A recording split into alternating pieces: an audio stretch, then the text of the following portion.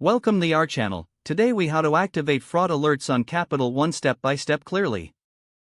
To activate fraud alerts on Capital One, start by opening your preferred web browser.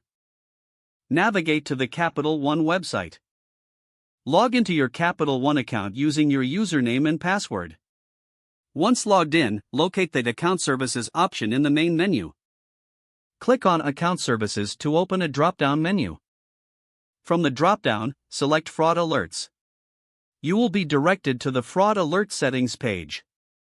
Here, you will see options to manage your fraud alerts.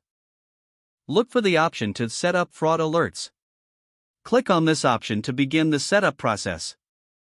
You may be prompted to verify your identity through a security challenge. Follow the on-screen instructions to complete this verification. After verification, you can customize your fraud alert preferences.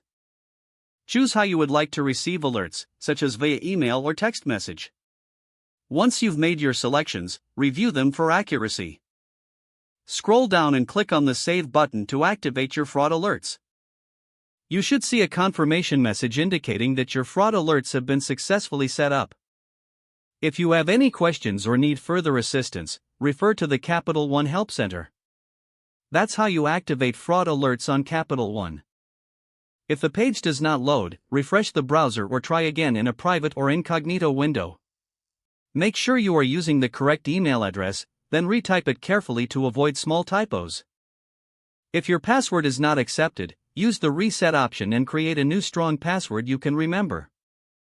Check your spam folder for verification or security emails, then complete any requested confirmation steps. Enable two-factor authentication if available to improve account security and reduce unauthorized access risk. After signing in, review your profile details so your contact information and settings are accurate and current. If you see an error message, note it down and try again after restarting your device and internet connection. Log out when you finish, especially on shared devices, to keep your account and payment information. If the page does not load, refresh the browser or try again in a private or incognito window. Make sure you are using the correct email address, then retype it carefully to avoid small typos.